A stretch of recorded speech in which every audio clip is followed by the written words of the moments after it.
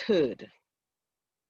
If I can help somebody as I pass along, if I can cheer somebody with a word or a song, if I can show somebody he's traveling wrong, then my living shall not be in vain.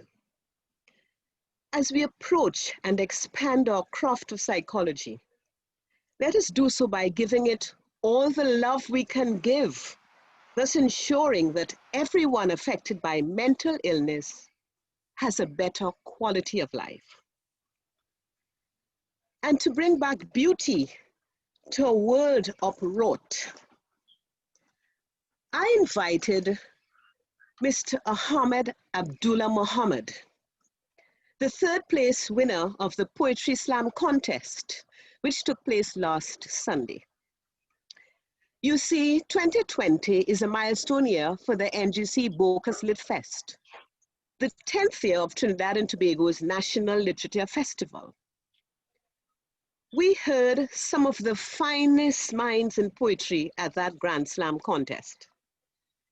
These young people dug deeply to engage us. I chose Mr. Abdullah-Muhammad to recite his poem, which is at the heart of everything we do. Let's listen to his story. I turn you now to Mr. Abdullah-Muhammad. Umi, which roughly translates to mother in Arabic, was the strongest woman I knew. She was my first God, my first I love you, my first best friend, my first teacher, my first counselor, by now you get the picture.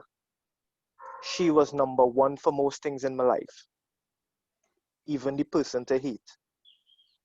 I was 2, young to remember when my father left. Right when he did, she already had 4 kids and pregnant with 1 more, all boys.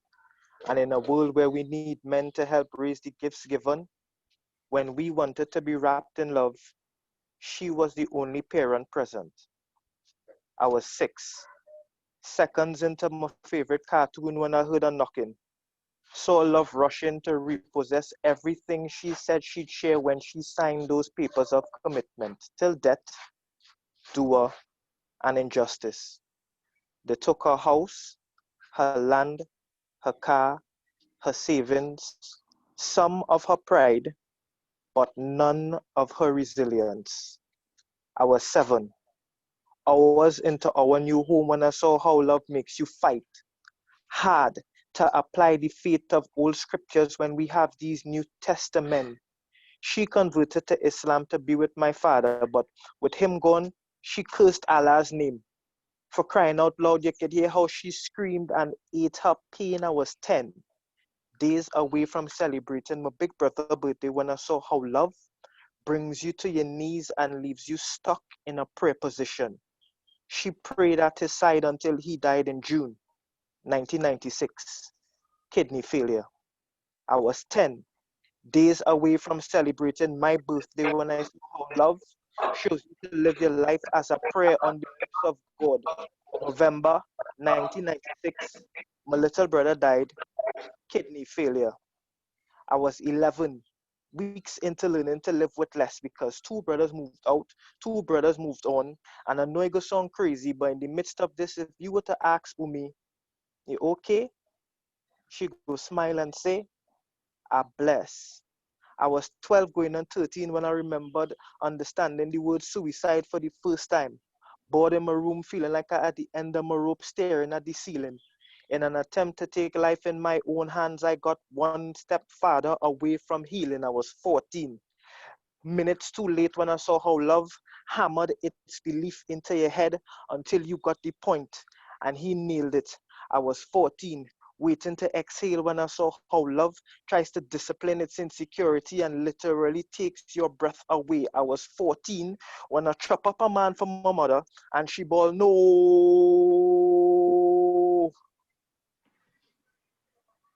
don't do him that. I was 15 when I found out how infectious love could be. And sometimes you had to live with it forever and more. You ever see a rose wilt? I saw. I was 16 when she said she'd rather die than to live with that thing and me. I was 16 when she died from complications of a broken heart, but on paper it was say HIV. I was 16 when she said all I ever do was love that man, your father, and you look just like him. It took me 17 years, because now I'm 33 and 30 years old, sharing my story in my first therapy session. Thank you. Right. Thank you very much, Ahmad. Now, I'm sure you want to share what you felt about therapy with us. When I first spoke to you, you told me some things. Tell us about therapy, what you thought of it, and what you think of it now. But I definitely think that therapy is, for lack of a better word, therapeutic is a healing process. Is definitely is a healing process. Every time I talk about it more after the competition, I keep finding like clearer ways to describe it. And recently, the best way I think at the moment is a space where you don't have to lie to yourself anymore. Because before the COVID, a lot of people used to wear masks. Even in the COVID, a lot of people still do, metaphorically. And so we lie to ourselves about things that we've experienced and things we're going through and being okay. And so I found that since going into therapy and continuing the therapy, it's been a place where, because I don't know any person, and this is how I don't know the person, I don't know my therapist personally. And so for me, I have the opportunity now where I can be as honest as possible and not have to worry about if my honesty will affect that person's life, if that judgment would impair or compromise my decision making based on the loved ones that I have. And so it's made having hard conversations easier for me, with myself first and foremost, and then primarily with my loved ones. How So many? it's been a healing. And did you go right away to therapy when you were scheduled for it? Did you? No, I talked my therapist like I rescheduled therapy 3 times because I grew up in Mova, the Laventille area, and so a lot of things I had to unlearn, and one of that being that therapy is for weak people, or real men don't need that.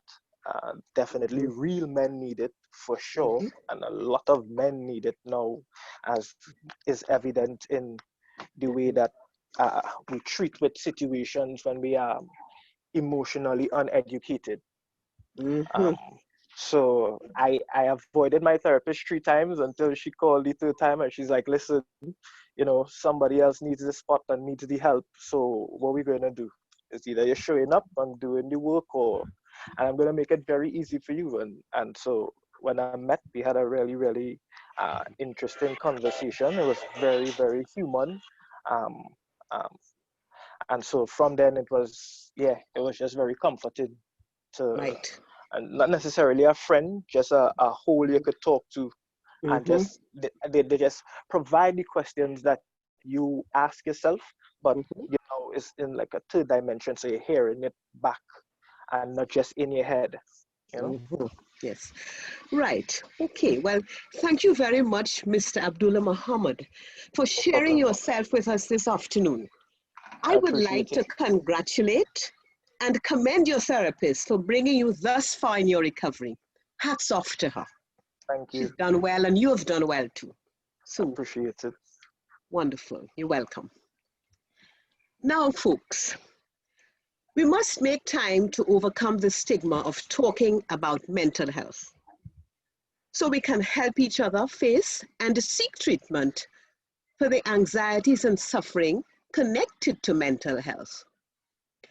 This will prevent a great deal of trepidation and save more lives. To this end, we now move on to guest speaker, Maria Divina O'Brien, who is a lifelong volunteer Google Women Tech Makers Ambassador, UN Civil Society partner, and co-director of Mindwise project. She started her work in mental health after surviving another suicide in her home in 2011 in Baltimore, Maryland, coming face to face with the ripple effect of that suicide in her personal life struggles and related struggles within her community. Her current digital projects in advocacy and digital disruption focus on increasing our community capacity to cope, increased access to resources, and the curation and creation of locally relevant educational content, focusing on our stories and our wounds. Suicide is a scary topic, but the cost of not knowing how to help and the danger of overlooking the needs of people who are suffering is too great to ignore. I'm going to ask Maria a few questions about her experience of this occurrence. Maria? Hi, good afternoon. Hi, hello. nice for you to come. Oh, I'd like so to happy to be here. Okay, I'd like to understand more about what you've gone through. Can you tell us some more? So thank you so much, Ms. Jeremy and TTAP. We are very proud to be here. It's taking me 9 years to talk about this event publicly. I've been a suicide prevention advocate for much longer than that. But when I say longer, as in before now. But this year, with some of the recent research, I decided it was time to maybe start talking about it more. On September 24th, 2011, someone that I live with, someone I love very much named Michael, when I had just stepped out of the room in the very, very early morning, I can still remember it as if it's happening right now. I walked into the bathroom. I could have been there 3 minutes. And when I came back out, he was gone. Michael decided to take his own life by jumping to his death from our apartment. I had not only discovered his body, I had to go through the police investigation. It was a very traumatic event for myself, for my family, for his family. I was the one who made the phone call from Johns Hopkins Medical Center to tell Michael's parents that he was dead, because the police had not yet confirmed his identity. His story is very much like the stories of so many young men that we are losing to this battle of suicide. He had struggles with money, his job, his social life. He had a sense of loneliness and abandonment that many of us couldn't understand because he had so many friends, or so we thought. He mitigated this pain with self-medication, such as substance abuse and alcohol abuse. And he constantly wore a mask. You know, I really felt what that young man just referenced when people would ask his mom if she was okay, and she would say, "I'm great," you know, like God is good. You know, a lot of people who are bearing this type of pain, they tell everybody that they're okay and people accept it at face value, but they're wearing masks. Surviving Michael's suicide has been a real battle for me. It's been a battle with PTSD. The PTSD was definitely a major hurdle that recently I've definitely become very, very good at managing, but that's through a lot of professional intervention. I'm speaking up now, as I mentioned, because our rates of suicide in Trinidad are alarming, and I thought maybe, hopefully, this might help some people. So. Okay. Now, sometimes when emotional pain is so intense, people think about suicide. Huh? I'm wondering how many times suicide might have crossed your mind, even if just fleeting in nature. Has it? Has it ever? Well, the simple answer to that is yes. You know, I wanted to answer that question by saying that suicidal ideation is a secret. It is a well-kept secret. It is something that we bury because it is so taboo in our society. Yes. I don't know, I'm not sure if taboo is the right word, but that's what I think. Yeah, it's very taboo, you know. We want to hide what others might see as weakness, you know. We're sooner to tell someone, hey, I won this amazing project, or I started this great new job, than tell them, hi, I'm struggling with suicidal ideation. I'm thinking about hurting myself. What do I do? You know, can you help me? As a survivor of another suicide, I think that some professionals may say that my suicidal ideation might be common. The loss is so sudden with suicide that your desire to be with the ones that you love, I just wanted to clarify, you know, I don't want to encourage anything, but your desire to be with the ones that you love is overwhelming because they've been suddenly taken from you. Without explanation. It's not like a long-term illness. It's not like a even like a murder where you might be able to assign blame to someone else. You know, this is a confusing episode that that hits a lot of people in a way that they don't know how to process. Now, You know, how do you know someone might be suicidal? Did you notice this about your friend, that he was showing signs also? I think in retrospect, you know, I think in retrospect, you can say that everything is perfect in review vision, right? You can see everything clearly, but at the point in time, because I wasn't particularly the healthiest person mentally, I wasn't the most aware person. I wasn't practicing, you know, healthy coping mechanisms myself. How could I have been in a position to ask Michael the right questions, the aware questions, the observe, do the right things with those observations? You know, I was observing Michael's recklessness. You know, I was observing his strange behaviors, his avoidances. But it's difficult when you are not looking at it from a mental health perspective. You see it as a risk-taking perspective. So instead of saying to him, hi Michael, I think I've been noticing that maybe you might be struggling, I think it came out more like, Michael, you didn't go to work today. If you don't take care of this, you might lose your job. You know, or you didn't, Michael, I noticed that, you know, you've been drinking a lot. You know, I don't know if we could continue with this type of thing. You know, like, you're not really asking intimate questions. You're more trying to push them into positive action, you know. So I think a person really has to be healthy themselves to ask the right questions, you know, and that's very hard. So he exhibited reckless behavior. Yes. But you didn't observe that those were some warning signs for you. You didn't observe that. So if a person seems troubled, is it safe to ask if they're thinking about hurting themselves? Can asking increase the danger of suicide, you think? Well, I actually had to double check this answer because I wanted to make sure, you know, I'm in a room full of psychologists, so I'm sure that I'm being safe, but also other guests, you know. But the Mayo Clinic says that asking suicidal thoughts or feelings won't push someone into doing something self-destructive. In fact, offering an opportunity to talk about feelings may reduce the risk of acting on suicidal feelings. The moment to save someone is not like in the movies. It's not like you're going to have a dramatic build-up and they're standing on an edge and you're going to have that perfect opportunity to talk them off the edge. You really do have to be paying attention to the people that you live with. You have to pay attention to the people that you care about. And if you are seeing warning signs, you know, I listed some of the warning signs I noticed about Michael. One of them was that on the night before he died, Michael was giving away his cherished items, his favorite cooling, his favorite books. And I didn't think, I saw it as odd, but I thought maybe it was intoxication.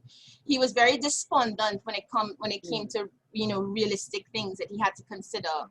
He had increased substance abuse. He was saying goodbye in strange ways, you know, like if he was going on a trip somewhere, he would hug someone like, I'm not going to see you for a long time, buddy. You know, like there was a lot of strange goodbyes. He prepared his loved ones for his disappearance. He talked about his suicidal ideation. He had mood swings and he overslept. He was always sleeping when he wasn't exhibiting strange, abnormal behaviors. He was asleep.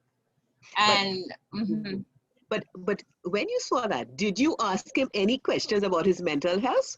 Were you when I say were you so aware, or you could have asked him anything about? You didn't. You just took that, but you didn't know what they meant. Exactly. I think for me, at the point in time, you know, going back 9 years, not thinking as Maria right now, I think I attributed it a lot to the substance abuse. I think I thought, you know, I thought maybe it was the drinking. I thought maybe it was too much liming, too much hanging out with friends, maybe some exhaustion related to that. You know, my life was very different from Michael's. So, you know, I had a very demanding job. I wasn't home all the time to observe him in a 24-hour kind of continuous period. So I think that knowing these warning signs is something that can help someone who may not have the intimacy required or the time to observe someone constantly. You know, having these warning signs inside of your memory bank can save someone's life. Yes. Now, if you had asked him, maybe do you think he would have resisted your help? The type of fella he was, do you think, or he would have accepted it? Or I would, when Miss Jeremy, I would give anything to go back 9 years and ask Michael the questions that I know he needed someone to ask him. I would give, and I honestly think, especially when I went through my own struggles with PTSD and violence and stuff like that, like I went through some deep depression after Michael died and after losing my mom last year as well. There is nothing like the moment when somebody presents you with a true interest in trying to help you. There's nothing like an actual genuine question. How are you doing today? Not just for you to give a quick reply, you know, that yeah, I'm fine, and someone say okay, and they walk away. You know, like someone said, you know, Maria, I've been watching you. I think that we should talk. You know, let's make some time and talk. You know, I would have given Michael that opportunity to share. I would have created that safe space for him. And I do think that a person in crisis wants help. I don't think want somebody to ask them. They want someone to ask them. The helplessness comes from a place of no one really asking, you know, or of people not paying enough attention. And I think a little bit, a combination of education and working on our community intimacy can save hundreds, if not thousands of lives. Yeah. Maria, do you think suicide is a rare phenomenon? Is it rare? So in the last 9 months, I did a little comparison before we call that we've lost a little over 1 million persons to COVID-19 globally. The global estimate for suicide is still 1 death every 40 seconds, and that's 800,000 lives per year. And when you compare the global response to COVID-19 to how, you know, the changes in the health system, the changes in the community, we are wearing masks, we're doing all these things to stay safe. And you see that the numbers of suicide deaths by suicide are so high. You know, it defies the notion that it is rare or phenomenal. This is something that is very common. It's very common despite the stigma around it. In Trinidad and Tobago, our rate of suicide is 2 persons every week. That's 1 person every 3.5 days. And it has stayed at that average for the last 3 years since we started collecting those statistics from the TTAP. So when you think about that, when you think about how common it is even here at home, it really isn't something that we can ignore, even within our inner circles, that we think that suicide will never happen to anyone that we know. You know, it can happen to anyone, and it is something that we need to prepare for and have training in our minds should it ever happen or come up. Now, how important do you think it is for a person who is, or persons who are supporting someone who is suicidal, to seek professional help? What do you think about that? So in my advocacy, especially both in the digital sphere as well as in person, talking about suicide prevention in Trinidad, I've received a lot of calls and messages, a lot of messages more than calls on social media, people asking me what they should do when they have a family member, a friend, etc., that is struggling with suicide, and they say, "Hey, Maria, what do I do?" I said, first things first, I'm not a mental health professional, but here's a list of mental health professionals that you could call. If it is very serious, you want to call the police, or you might want to call, fire support if somebody has locked themselves in a room and you need to break them out. But the one thing that I always tell them is get a mental health professional involved. And the reason is this: suicidal ideation, especially in a moment of suicidal crisis, and I'm only going from, my years of advocacy. It is very delicate moment. If you're not professionally trained and a person hasn't attempted suicide yet, you have a unique opportunity to intervene with professional assistance and professional therapy. And what happens is that the person in crisis very often will resist therapy. Very often they will give that person a very hard time. That people will call me back and say, "Hey, Maria, this person does not want to go to therapy." So what I've started to say is, well, then you should go. You go. Because you will need the mental health support, and you will need the professional guidance that I cannot give you, to make sure that you don't miss something important, and to make sure that you're using non-triggering behaviors as you're trying to support this person. Because it's not a short journey. These people who are aware, I had a grandfather call me the other day after the television interview. He said, my grandson has attempted suicide a month ago. I think that we need to talk to someone to help us know how to talk to him. They didn't know how to talk to him. They said, how do we talk to him without him taking a chance at his life again? So people are very confused as to how to behave, how to support without triggering or without making the situation worse. And that fear can cause a lot of inaction. It can make someone stand back and versus coming closer. The International Association of Suicide Prevention campaign this year for Suicide Prevention Day was Step Closer. And to step closer, you have to be armed with information, and a professional can help them do that. Right. And how important do you think it is for those who survive suicide, like yourself, to seek professional help? Tell us. So after Michael died, I had actually been taken immediately to Johns Hopkins Medical Center for diagnosis, because I was in such a state. And I had been diagnosed with PTSD really early, before I even left Baltimore to come back home. Despite having a diagnosis, I didn't seek proper treatment until 7 years later. And I'm talking about after watching things in my life become unmanageable, watching things in my life feel too hard, my personal sense of being overwhelmed, of being triggered, this trauma that was living in my body was not easily subside. It wasn't something that I could make go away, and it reached a point where all of my attempts to make it go away on my own didn't work, and my family didn't know how to support me. So we went to get a little bit more of a deeper trauma treatment, which was life-saving, literally. I definitely advise that a person who survived another suicide, you are experiencing a special type of PTSD. And even looking up PTSD on the internet is going to make you understand what's happening inside of your mind, what's happening in your body. And you will understand the importance of having trauma therapy to help you heal from it. So, right, Maria. I hope it wasn't too difficult for you to share your experiences with us, and of course, no, not at all. To answer any further questions from the floor, if there are any, because we only have just 2 minutes for any question that anyone wants to ask Maria. Your time is now, and I'm timing you. The floor is open to questions to Maria. We have some minutes. Does anybody want to ask her anything?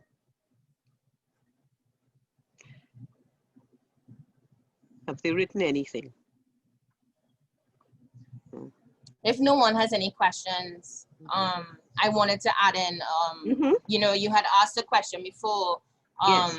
Who did I think was at the greatest risk for suicide? Yes. And I do want to mention that the statistics do show that men are statistically at the greatest risk. The rate of suicide for men is 3 times that of women. And here in Trinidad and Tobago, it is 4 times that of women. And what makes Trinidad and Tobago very unique is that unlike the global picture of suicide, men or women when it comes to suicide attempts. So we have men who are deeply struggling. We have a community that's struggling, and it can happen to anyone. But I definitely wanted to restate that men need special attention in this group, in this area. Oh, good. Well, Maria, thank you very much for sharing with us.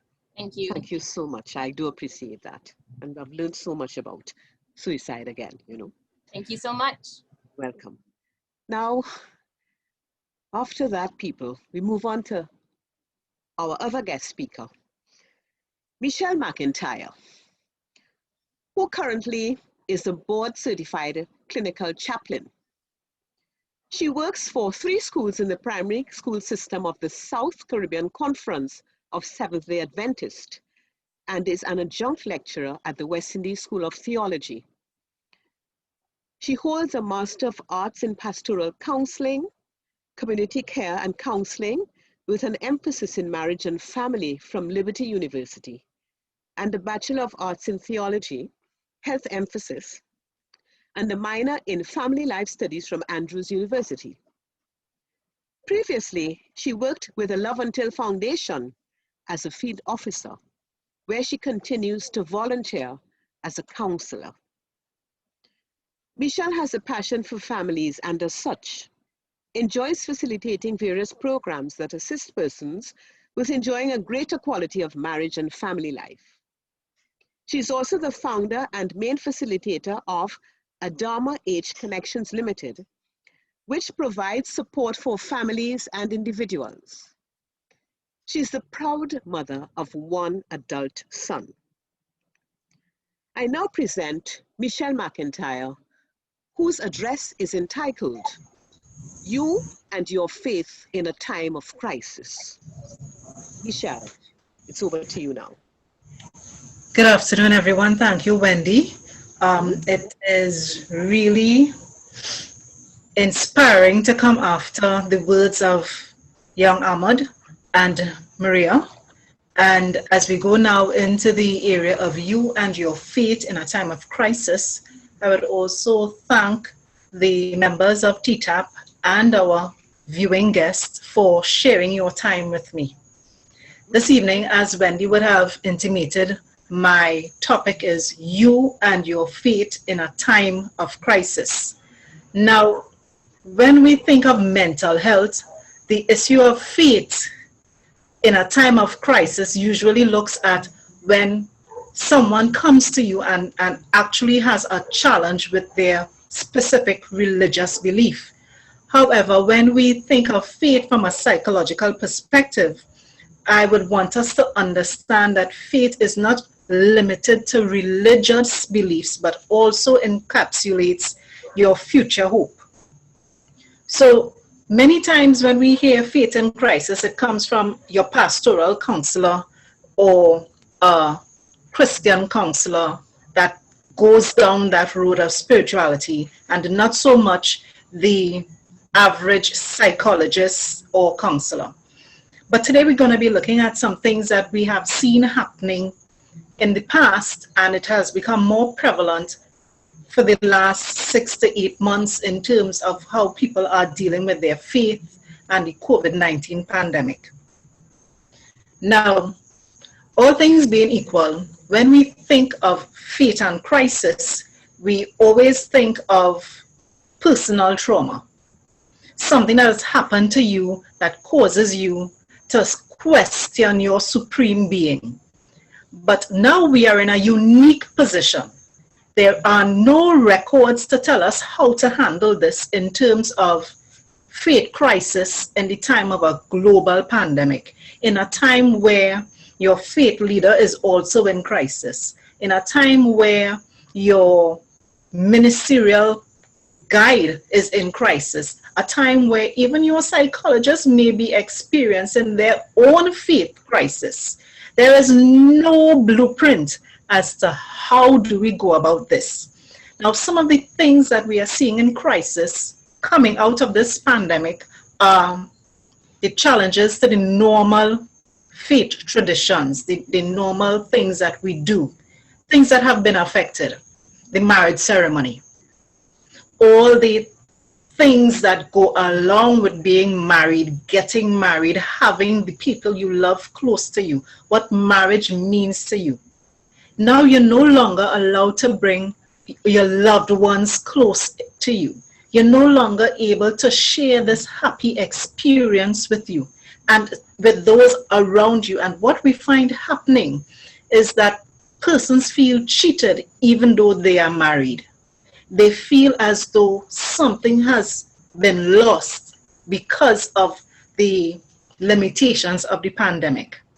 Well, we are very clear in terms of the funeral and the entire bereavement and the mourning process.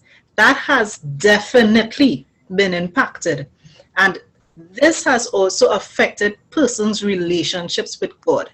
Now, usually in the mourning and the grief and the bereavement stage, we find people would question their supreme being. And now they are even questioning that supreme being more because they now have no opportunity for closure, no opportunity to say goodbye to their loved ones. So as a result of this, we find more persons who have been left behind after a loved one has died, experiencing a faith crisis, a heightened faith crisis. We also see, in terms of, we in the Caribbean have this tradition of Thanksgiving, where we would bring everybody together and we would celebrate good things that are happening in our lives. But because of the current dynamics and the guidance that's being provided by our healthcare professionals, we are being told that we can no longer give thanks with those we love. So a lot of things have been happening in terms of individuals' faith traditions that has caused the faith to become in crisis. Now, generally when faith is in crisis, we obviously think persons will behave in a negative way. But there are two ends of this spectrum that we as mental health professionals need to now start exploring. I understand that for us, to ask about someone's faith walk may not be in line with our ethical guidelines. But we have to come to the place where we understand our clients and the culture and the role of faith.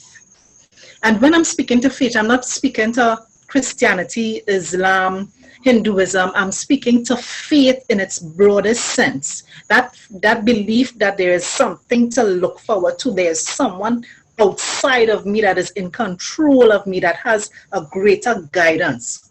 Each person naturally seeks something outside of them to give their control to. But what has been happening is we don't have that anymore. What we have is an increased level of uncertainty, an increased level of intolerance of what's happening. So what do we see? We see people questioning their God. Whomever their God is, we see them questioning. And we as mental health professionals are challenged to help them along that way. We are challenged to help them explore that, because many of us, when we are trying to assist the client, we're looking at anxiety, we're looking at all the panic attacks and all those things that we see that would come with uncertainty. Spirituality and a faith crisis is not the first thing that comes to mind. So for us, we go through the entire gambit of what could be psychologically wrong with our client, not recognizing that it may be a crisis of faith. Now, as we look at our clients, there are some things I want us to pay attention to. there are the positives and the negatives to this faith experience in a time of pandemic. Now, in a time of pandemic, I'll go with the negatives first so we can end on the positives. So the negatives that we might have happening is the average thing when we hear faith crisis. Why is God punishing me? I must have done something to justify this. So early on, there were a group of Christians who would have died as a result of the pandemic. And in interacting with their family members, we heard family members saying, but my mommy was good. She was a good X or Y religion. How God could do that? What kind of God would do that? And that person and that family, as a matter of fact, was in that spiral, that downward spiral of questioning God.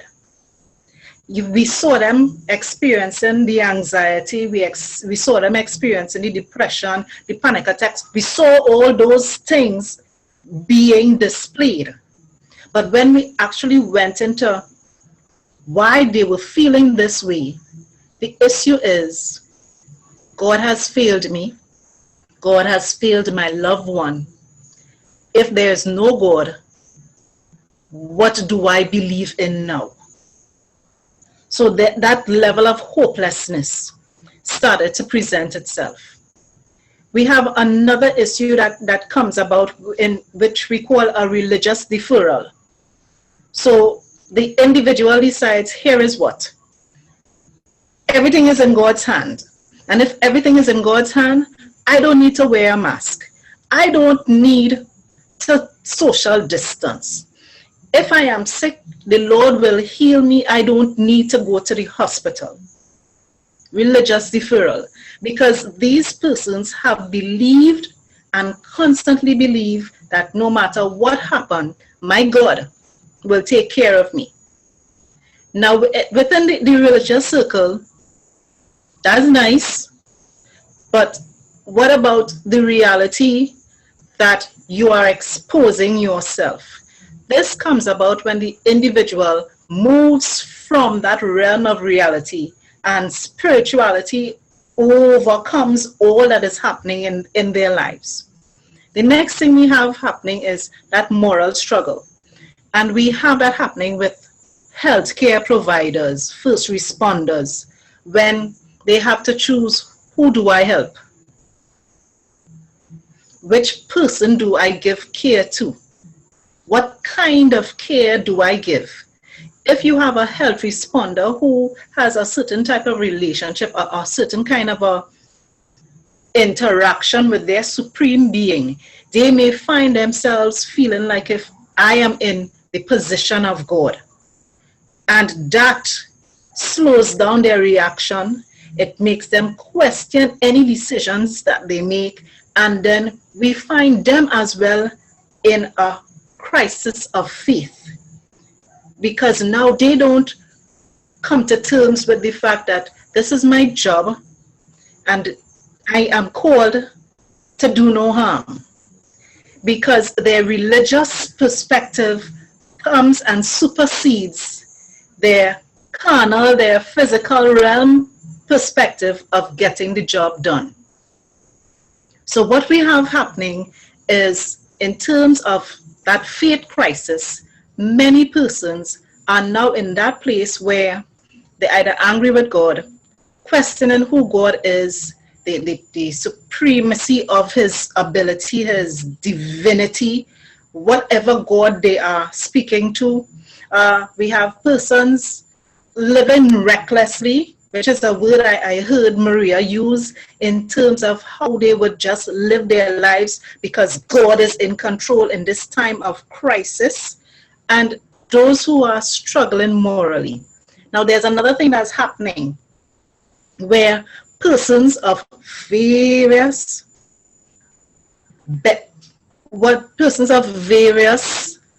religious backgrounds also find themselves blaming persons outside their faith group because they have not accepted this religion as truth. So we may have persons following Islam saying that they have not accepted the truth.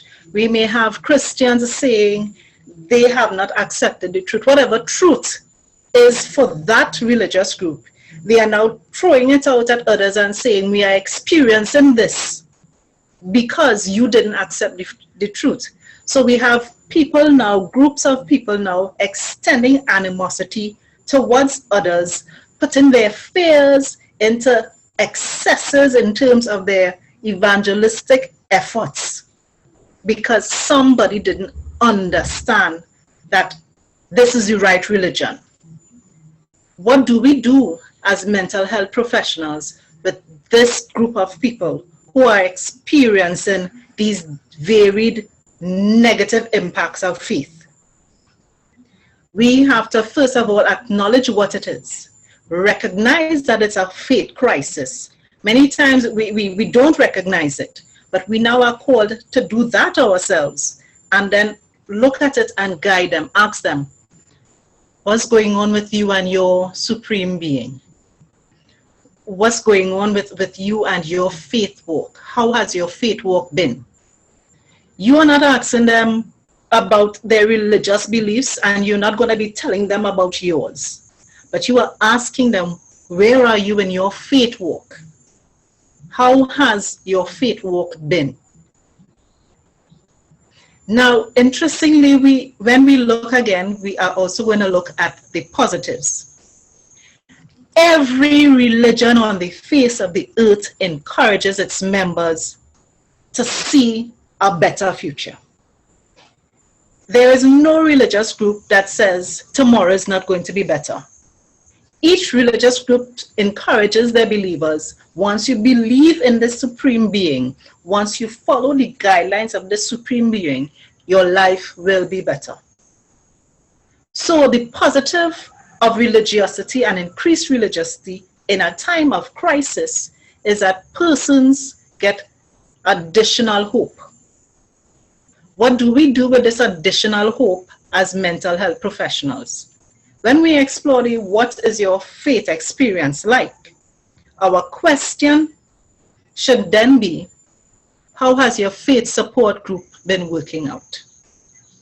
Because in this time of COVID, where persons have misunderstood physical distancing for social distancing, we see a certain age group of persons being left out of the faith walk experience, the sharing of that faith experience with their brethren. So we are now to encourage our members, our clients, to go back to that place where they were getting that support, that hope support, which helps in terms of their healing, which helps in terms of their sustained health, their mental health, and also because they will be in a positive light, we will also notice that the immune system would also be improved. The beauty of the support system is that it gives a person a feeling of connectedness. Each person needs to belong to something, belong to some group. And we, as mental health professionals, have to also explore our clients' connectedness. Where do they belong? If they have lost that, encourage them. Find yourself in a group. Whatever your faith belief is, go back to that group. Go back to a safe space in that group where you belong. The next thing that we need to recognize is faith groups are always evolving. And as all their rituals may now be monitored or minimized because of the healthcare challenges that cut the way they can do certain ceremonies, each group has the opportunity now to create something new. And this is also something we can encourage those around us. What new can you do? How can you connect with your supreme being in a different way with the limitations you now have? So the question for the psychologist, the psychiatrist, the mental health provider is, how do we cautiously explore our clients' faith crisis while not overstepping our ethical bounds? We must always remember that no matter what our faith belief is, that's ours. And we are not there to encourage our clients to have a faith belief. But if our client has a faith belief, our business is to help them connect that with all the other things that we are doing to help them have that best state of mental health. How do I help my client while not compromising my own faith walk? That comes with you being aware of your faith walk and understanding day by day that this is my faith walk and this is where I am on it. There are some days when the best of us have a crappy faith walk. And there are some days when all of us are on mountaintops. And we need to know, as clinicians, as psychologists, where is my faith walk?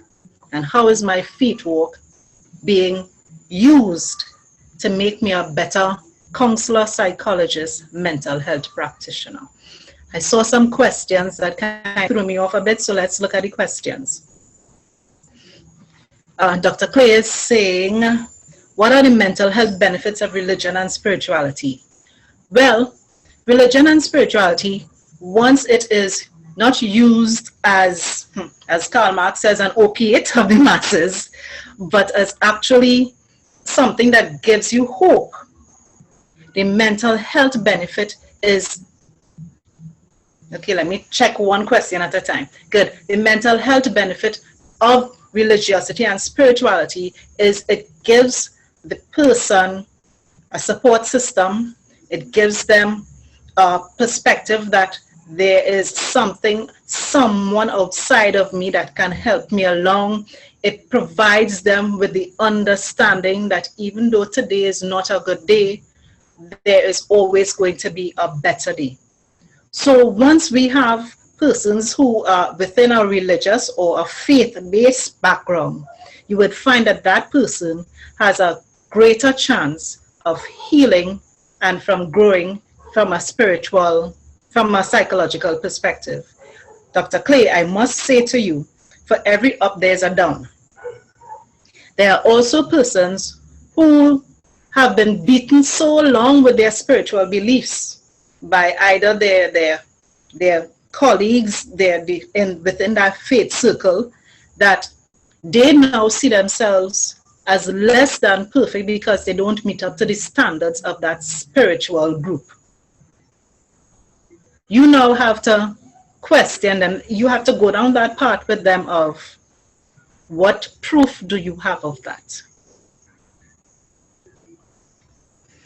What are the religious views on suicide?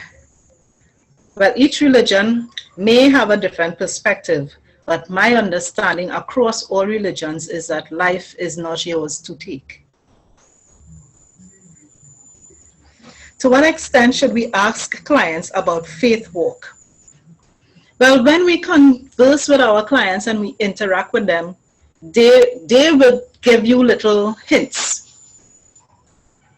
You will hear the client saying, well, thank God for this, or if it hadn't been for God. Although I do a lot of pastoral counseling, I have persons who are not always in that faith space. And you can tell. A client may come to you and say, I really think I need like prayers or something. And when you get that client that is at that space in their faith walk, they're very animated. They're in that place where they want somebody to come along with them. Sometimes I don't know how to pray based on their faith practice. So it is an opportunity for them to teach me, and I allow them to pray, and I just come in agreement with them. But a lot of times, what we have to do is just encourage folks based upon what they reveal. Do you ever come across situations where faith becomes an obstacle to treatment? Of course, especially when people think that everything is demon possession. When folks think that everything is something evil, you have the challenge of actually dealing with someone who might have a mental health issue, but their faith leader is telling them they need exorcism. And I've seen it happen before until the client would have gotten to an extreme point and they were only able to get help when we hospitalized them and got them on medication. So yes, faith walks can be challenging.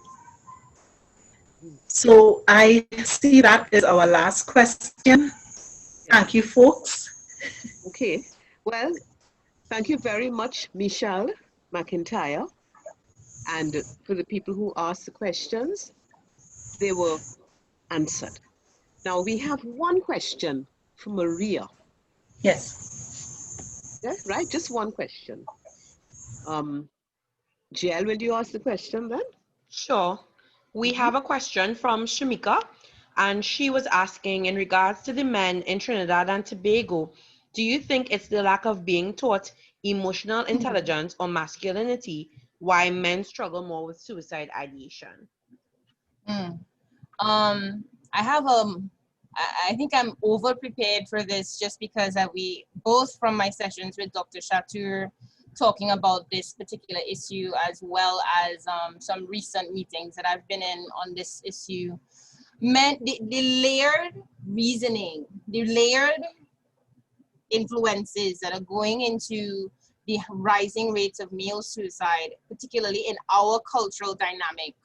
I mean, it's so multifaceted. So you have how men are raised. You have factors like men experience a different type of violence from a very young age socially. You know, I remember at our brother's school, they created a cage. They created a cage for the first year students to play in break because they were bullied so much from the senior students. And it was kind of crazy. So we would look over across the streets and we would see these boys playing in a cage because that's how common and accepted. Please know that bullying was not made intolerable in the school. What they did is that they created a cage to protect the kids. Boys are bullied. Boys are exposed to this type of dominant culture where if you are not strong, if you're not loud, if you're not aggressive, you are going to be a victim. And if you start off as a victim, you know, you are probably going to suffer a lot and you have to accept it. Alongside that, you have the lack of emotional preparation and resilience that boys are given. They're taught to bury their feelings. And I can't speak as a man, but just based on what, you know, the young man just testified at the beginning of this talk. His talk was brilliant, a brilliant sidebar into this topic that young men struggle with how to process emotions in any way that is healthy. And that's not just young men, that's a lot of people in our society, a lot, whether not based on gender, but men in particular, not encouraged to talk about their feelings. And it's very problematic when you're experiencing something traumatic, which it seems to be a very big part of how they grow up. It's a very traumatic experience.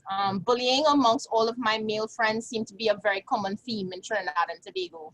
And I'm probably sure all around the world. You know, it's a very difficult, silent, secretive, emotional world that boys have.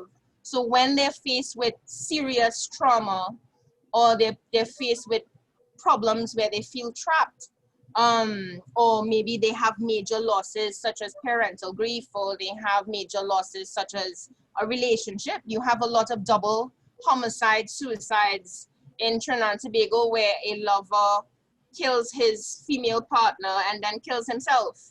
Or, you know, those domestic violence situations that go completely horribly wrong, you know. So I think it's cultural. I think it has to do with accepted, tolerated behaviors that should be illegal and should be controlled. We accept.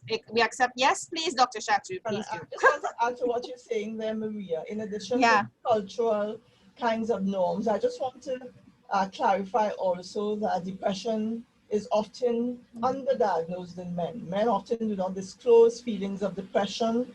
to their doctors. And when they do, it is often described in terms of having problems at work or having problems with relationships. Men also tend to describe their feelings as stress rather than sadness or hopelessness. So that men are also, because of this underdiagnosis, they are less likely to seek help for these emotional problems. And if they don't seek help, then they self-treat their symptoms of depression with alcohol, with other substances, etc. So whilst we can frame it within the cultural norms, the traditional male gender roles, we also have to realize that because of these cultural norms, there's this ripple effect. It discourages emotional expression, which discourages them to be diagnosed by doctors, which discourages them to be treated. So that ripple effect is something that we really have to look at clearly in the society, when to date, I think it's 80% of men who have died by suicide. Thank you. Okay. All right. Well, ladies and gentlemen, today we received a lot of invaluable information from the poet. Hi, Miss Jeremy. Hi, from the Hi, poet. before you're gonna wrap up, I just wanted to contribute attaching to what Miss O'Brien was saying from my personal experience based on the question. I would say yes, complete lack of emotional and education is a huge disservice to young men, and it's something that because a lot of questions are posed to us, and I'm speaking from personal experience. A lot of questions are posed, and then it's not that you don't have the answer, is sometimes not knowing how to articulate what it is you want to say. And so the difficulty in not knowing how to do that also poses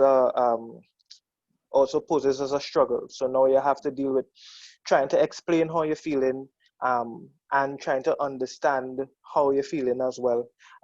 And so we don't have a lot of spaces that we can figure these things out. Like for me, it took a lot because I had a goal, particularly to save my relationship, that I sought to get therapy.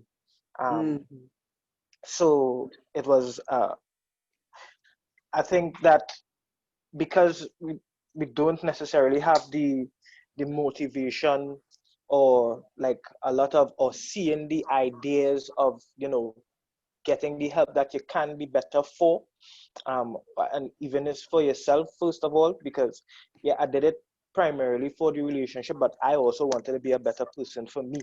I also wanted to be able to address a situation without it becoming something physical, because it became a point where I would be getting questions asked and then becoming angry, and so, and not ever doing anything physical, but just shutting down because I don't know how to address the situation properly. So I wanted to just contribute that fact. Yes. Yeah. Yes. That, we're glad to know that as well. Helps, for sure. Yeah. Thank you very much, Ahmad.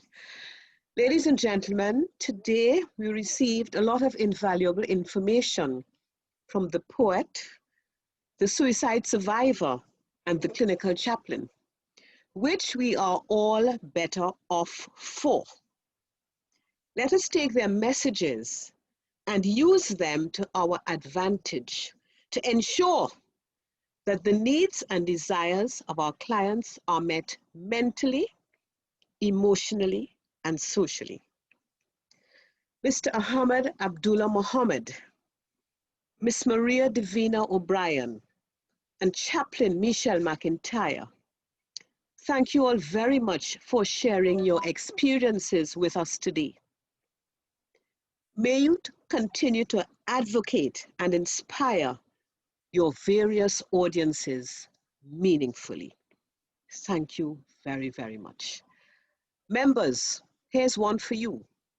Please remember to wear the color green on October the 10th, 2020, to signify World Mental Health Day. Thank you all for coming. I hope you've gotten something here. Take the messages, use them. Thank you very much. Oh,